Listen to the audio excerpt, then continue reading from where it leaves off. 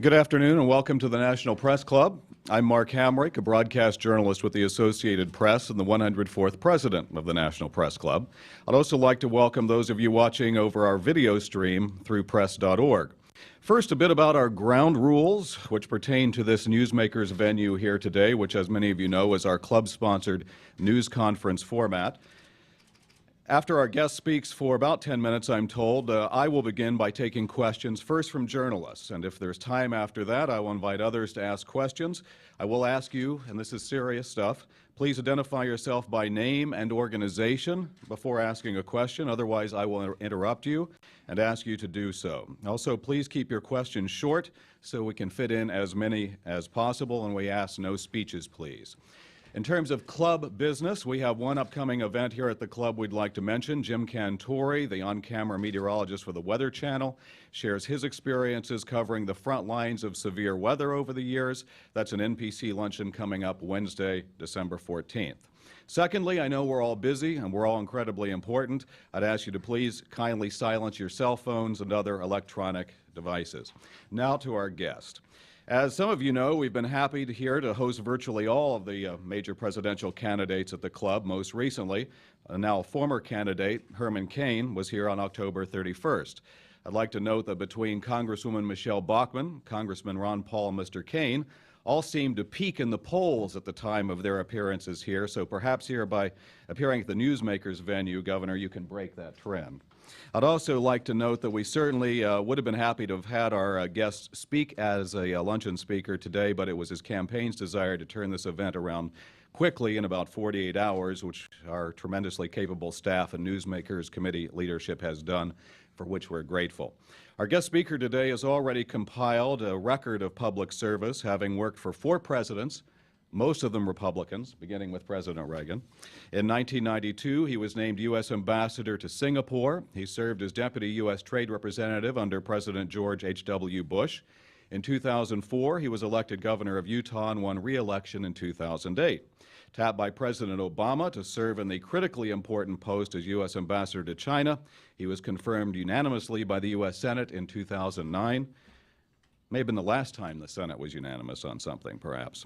He resigned that post earlier this year so he could mount his campaign. We appreciate speakers who can be both eloquent and possess a sense of humor, so it's worth noting that he's recently been on Saturday Night Live, and his daughters who've joined us here today have garnered a fair amount of attention themselves for their parody of the Cain campaign's viral hit video as well.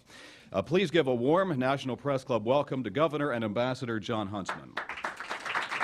Mark, I appreciate that. Thank you. Thank you. Thank you, Mark. I'm honored to be here, and I will do no comparing and contrasting in terms of who gets more YouTube hits, my foreign policy speeches or my daughter's YouTube videos. I'm honored and delighted to be with them. Mary Kay is here, my daughter Elizabeth, Abby, and Mary Ann, son-in-law Jeff Livingston as well. The institutions that fill our nation's capital were founded with virtuous intentions to protect our most fundamental ideals: democracy, rule of law, open markets. Today, though, more than ever, these once venerable institutions are viewed by many Americans with disdain and distrust, increasingly tarnished by scandal, corruption, and waste. Our nation is hurting. 15 million unemployed, $15 trillion in debt, the misery index at a 20-year high, the highest poverty rate since the war on poverty was launched. Yet our challenges go beyond the raw statistics. America suffers from a deficit of dollars and jobs. We also suffer from a deficit of trust.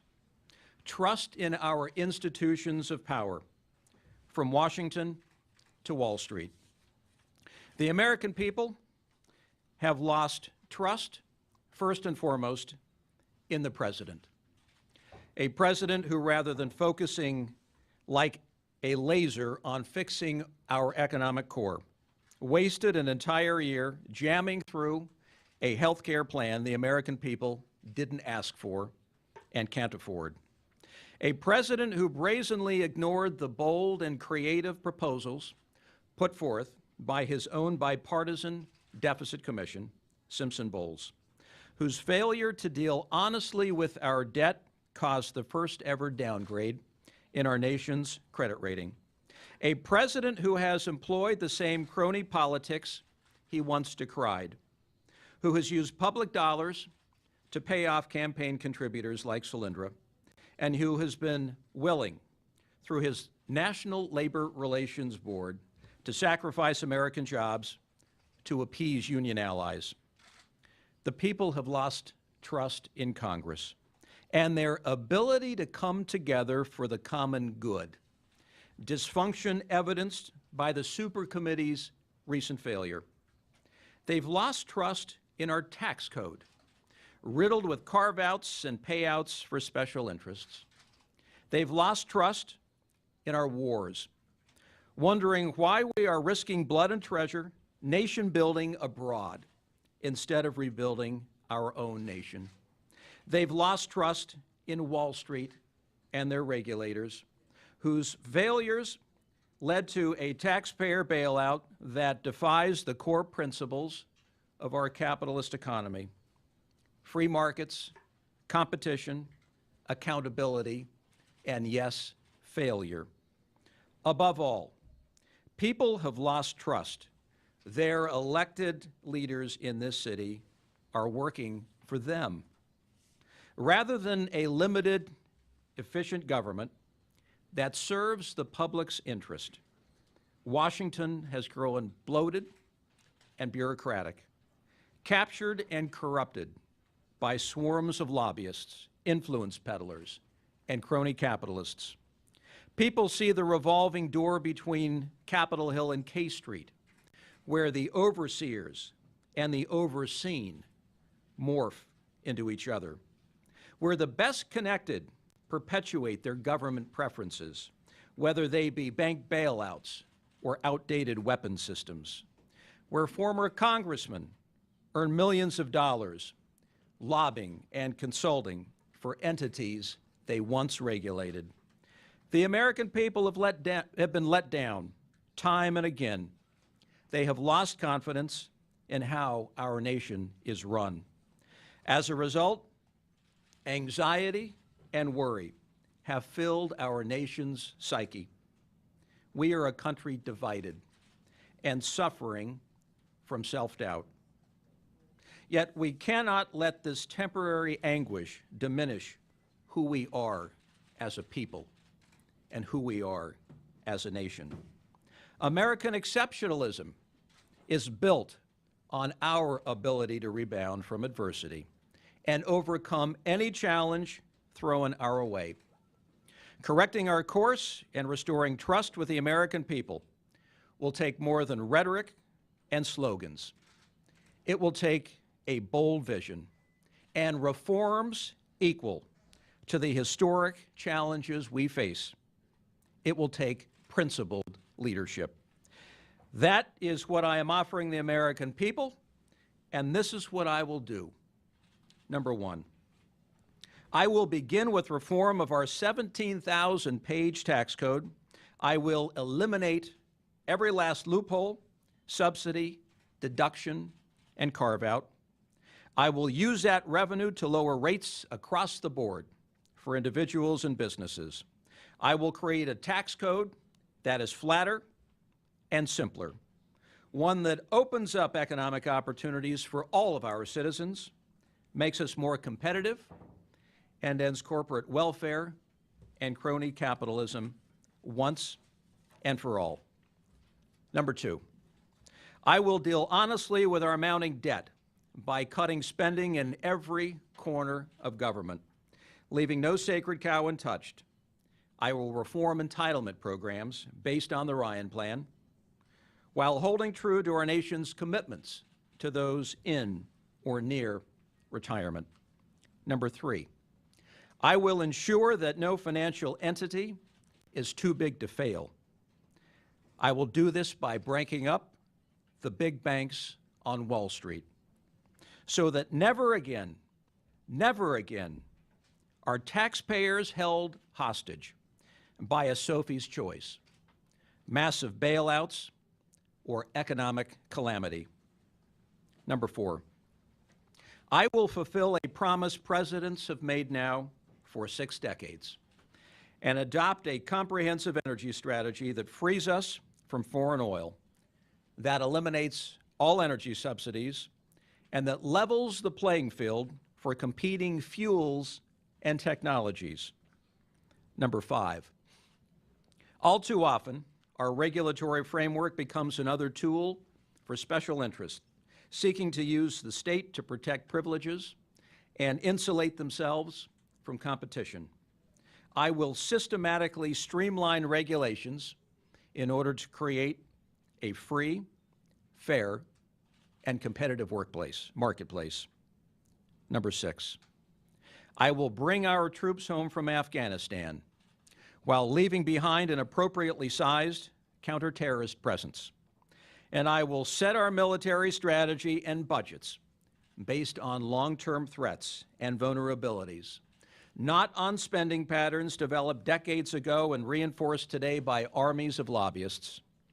Number 7, and finally, in order to ensure that government responds to all its citizens with the same level of urgency and fairness, and to lessen the influence of special interests, I will send Congress a Citizens Legislature Act. I will propose a constitutional amendment imposing term limits on members of Congress, 6 two-year terms in the House, 2 6-year terms in the Senate. I will ban members of Congress and cabinet officers from lobbying for 4 years following their departure. I will seek a lifetime ban on members of Congress and cabinet officers lobbying on any issue where they had significant responsibility. And I will also require them to publicly release all income for 4 years following their service. We must save capitalism from crony capitalism and return to our founders' vision of a limited government that protects free markets and provides a level playing field of opportunity. Turning this vision into reality will require a consistent, principled leader who can unite the American people around these common goals. Someone who has earned trust by delivering upon their promises. I campaigned for governor on a 10-point plan to fix the economy, and I delivered. I signed historic tax reform, including a flat tax. I balanced budgets, cut waste, and tripled our state savings account. As a result, our economy grew at triple the national rate and led the nation in job growth. Hope and change are easily promised, but trust must be earned and built over time. The President came to office with a mandate to restore trust in Washington, yet his inexperience and failure to lead have left us worse off.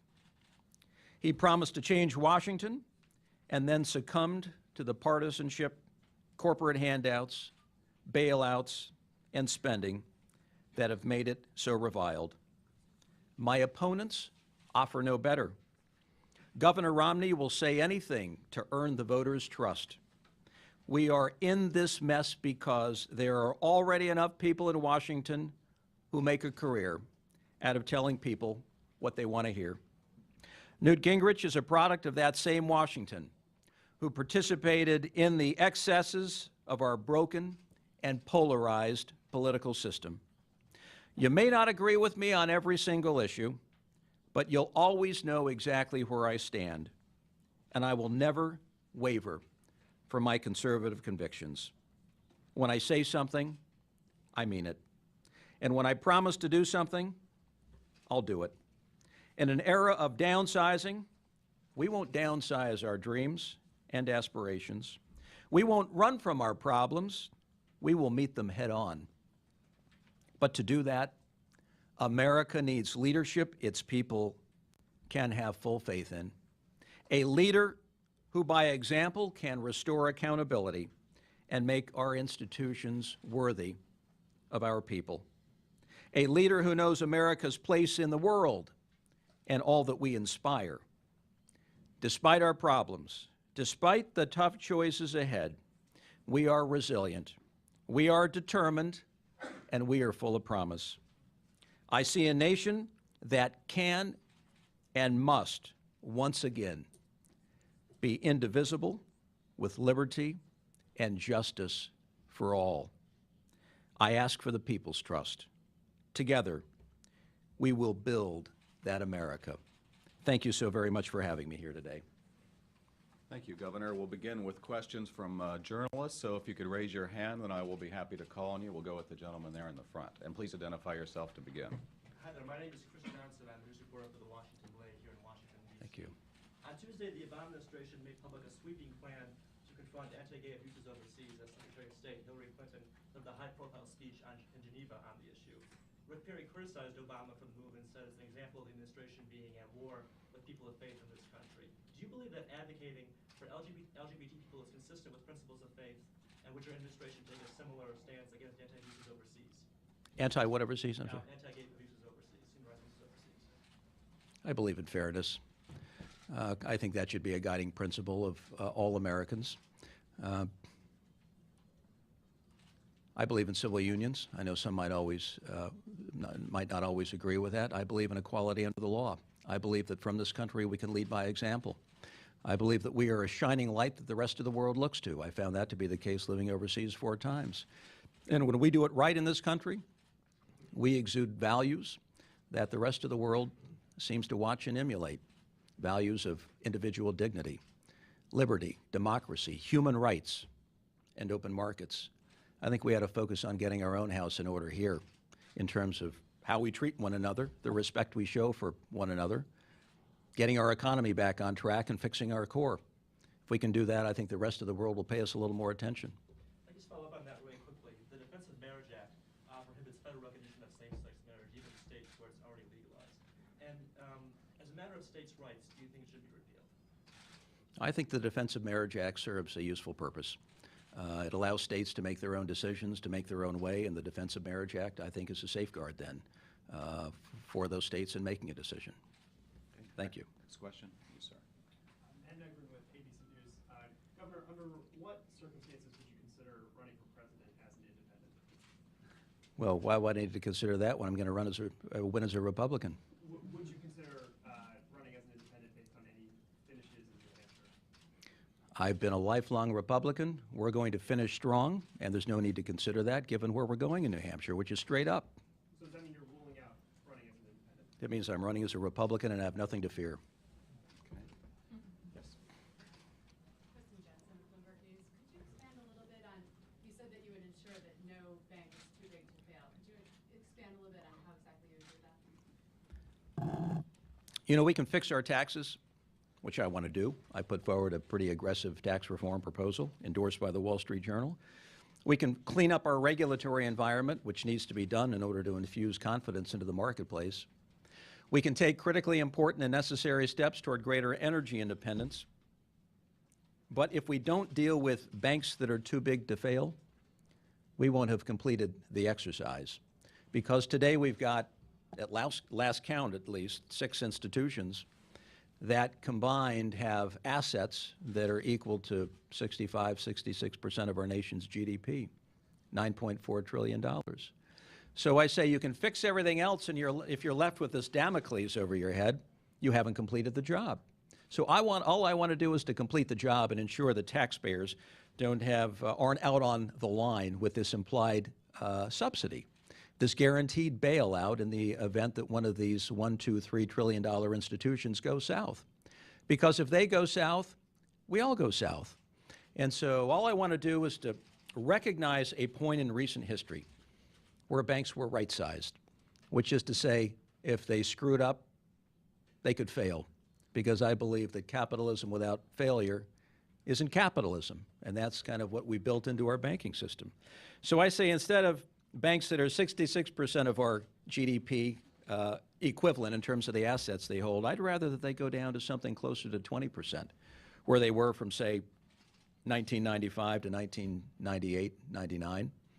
Goldman Sachs in those days was probably $200 billion as opposed to $1.1 trillion by 2008. And all these banks have picked up assets after the economic implosion, so they're bigger now than ever. So I say I will impose a fee that the banks will pay that will be such that it can mitigate the risk that is today in place by the taxpayers. And as soon as that risk is mitigated, they'll be right-sized. But while they're too big to fail, they'll have to pay a fee. And our goal would be to get the banking system, or any other institution that's too big to fail, right-sized so that if it screws up, it can fail and it won't take everybody else down. So can I just follow up? How do you go about the right-sizing process? What's the framework for that? The framework would be out of the White House, out of the Treasury Department. You'd have to come up with an administrative unit that was responsible for managing that fee, a fee that I would not then put into some bailout account, as has been talked about in years past, but would use that fee, whatever revenue went into the fee, to reduce taxes, particularly on the manufacturing side, where I believe this nation is on the cusp of a manufacturing renaissance. Okay. Next question. Hi, Carmen Suchansky from Voice of Russia. Thanks, Carmen. You put a number of proposals forward, a lot of them kind of controversial, in terms of the deep divide that we have in Congress right now. We blasted Obama for failing to come up with some kind of debt negotiation deal. I was wondering, what would you do differently in terms of implementing your policies when you have a divided Congress? What would you do differently as president in coming to some kind of agreement with let's say, the Democrats in Congress? And if you want to give your answer in Mandarin, I'm fine. But you're a Russian speaker. Or do you speak Chinese? 一点够，一点可以的。啊，你还是也会讲一点中文。好了，我就用英文来回答，因为别人都不会讲。Two things, really. I'd say number one, I would lead. We don't have any executive leadership driving the whole debt and spending debate right now. Number two, I would say you had a perfect opening. A perfect example was Simpson Bowles. I mean, here you had a bipartisan commission with very competent people who put together a debt and spending package, who put forward a tax reform proposal, done on a bipartisan basis. And for the president to have put that out there and said, folks, we're moving forward, we're not looking back, this is where we start, and I want to end with something that looks very similar to it, that would have gotten the machinery going. But he failed. He failed to take even the advice of his bipartisan commission, for heaven's sake. So we're stuck. And in this absence of executive leadership, what do you have? You have mischief making on Capitol Hill. You have people kind of reverting to their partisan positions, finger pointing and engaging in the blame game, going on cable television and whooping it up. And all the while, the work of the people isn't getting done. And that's a huge concern. The people are getting screwed in this country. I mean, let's face the facts. With crony capitalism, with the system the way it's built today, with members of Congress that get to move on right into the lobbying profession to perpetuate the same loopholes and deductions and subsidies year after year after year, we're only getting deeper in the hole. And I say we need a president who's going to identify that, make it a campaign issue, take it out to the people of this country, and make it as significant in our national debate as the economy is. Because let's face it, we do face two deficits in this country. And I think they're equally corrosive in terms of what they do longer term if they're not fixed. One is the economic deficit, and the other is the trust deficit that I think is very real in this country right now. Of people who don't believe in their institutions of power any longer. Governor, Can you identify yourself, please? John Carl, ABC News. For the last 12 hours or so, the Romney campaign has unleashed quite a broadside on Newt Gingrich. I'd like to get your response to two aspects. One is an ad touting Romney's 42 years of marriage and not so subtle implication that Gingrich doesn't quite have the same kind of moral background as Mitt Romney when it comes to his personal life. I'm wondering, you think that's a legitimate issue in this campaign? And secondly, we heard today from Jon Sununu on a Romney conference call saying that Gingrich is a faux conservative, that all Newt Gingrich cares about is Newt Gingrich. And I'm wondering what you think about that. I'm so tempted, John, but I'm not going to do that. because I've had some of the same charges from Governor Sununu. Apparently, he forgot to look at my record before he left with those charges before. You know, to my mind, it's pretty simple. You can get into the horse race stuff. I'm not into the horse race stuff and the political theater and drama. The people deserve better in this country than the ongoing political drama. Let's stick to the issues that really do matter. All I can tell them is that we have a choice in this race. You know, we have a choice between a panderer-in-chief, a lobbyist-in-chief, or a commander-in-chief. I want to be that commander-in-chief. And the personal issues and marital infidelity, is that a legitimate issue, or is that something that shouldn't? Listen, whether I say it's legitimate or not, they make their way into campaigns at all levels. And because of that, they're going to be talked about. So you prepare for it and deal with it. Last question. What's that? Last question. Okay. That must mean the flight to New Hampshire is leaving very soon. Thank you. Governor, you described yourself a moment ago as a lifelong Republican, and I just wonder what you would say to people watching this primary from overseas, possibly with some alarm over the hawkish tone of the rap, the apparent rejection of science. Has the Republican Party become too extreme, and is there room for a relatively moderate voice like yours in it? Welcome to the primary season, which plays out in ways that is traditionally largely unpredictable. And then ultimately we get around to the real issues and reality. I think this is a trajectory or a cycle. Theodore White could have written about it in his day. That is not terribly unusual. But all I want to do personally is to stay focused on the issues. I am who I am. I'm not going to pander. I'm not going to light my hair on fire.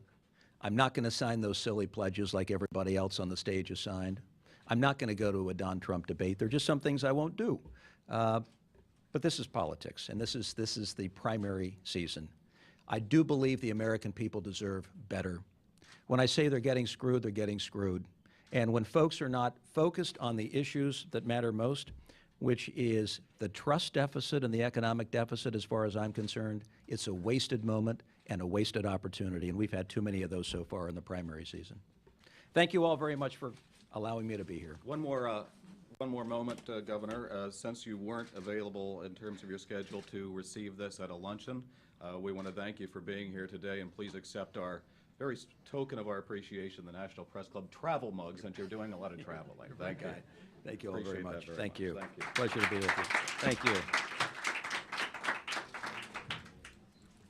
Thank you, Governor. Thanks for having me. Thanks for the, Feel free to come thanks for back the to the venue and the club. hospitality. We will do that. Thank you. Nice to see your family.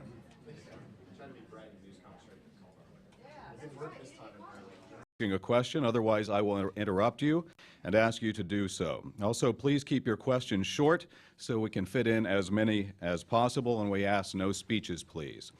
In terms of club business, we have one upcoming event here at the club we'd like to mention. Jim Cantori, the on-camera meteorologist for the Weather Channel, shares his experiences covering the front lines of severe weather over the years. That's an NPC luncheon coming up Wednesday, December 14th.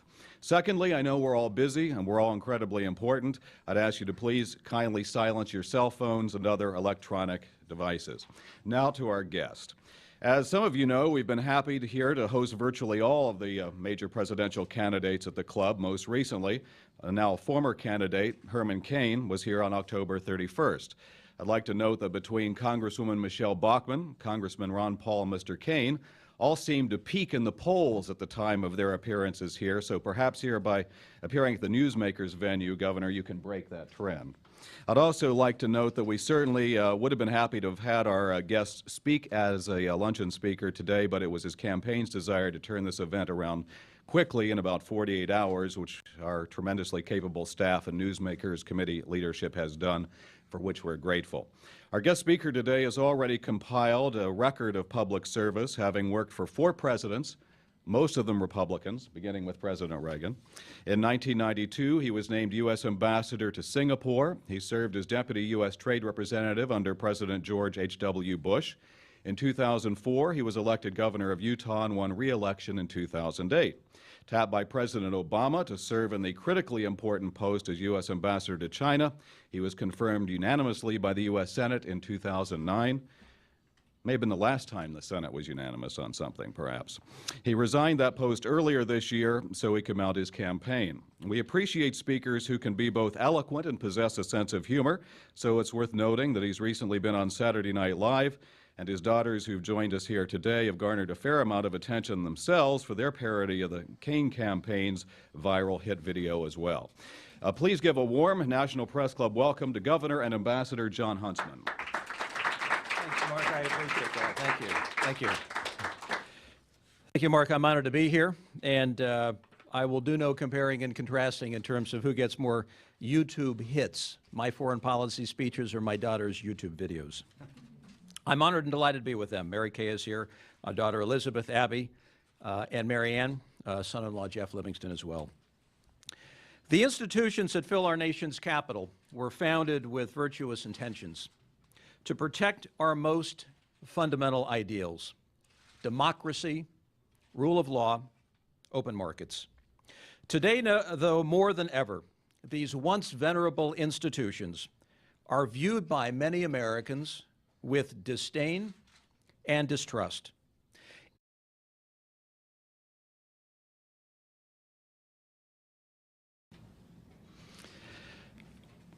Good afternoon and welcome to the National Press Club. I'm Mark Hamrick, a broadcast journalist with the Associated Press and the 104th president of the National Press Club. I'd also like to welcome those of you watching over our video stream through press.org. First, a bit about our ground rules, which pertain to this Newsmaker's venue here today, which, as many of you know, is our club-sponsored news conference format. After our guest speaks for about 10 minutes, I'm told, I will begin by taking questions first from journalists. And if there's time after that, I will invite others to ask questions. I will ask you, and this is serious stuff, please identify yourself by name and organization before asking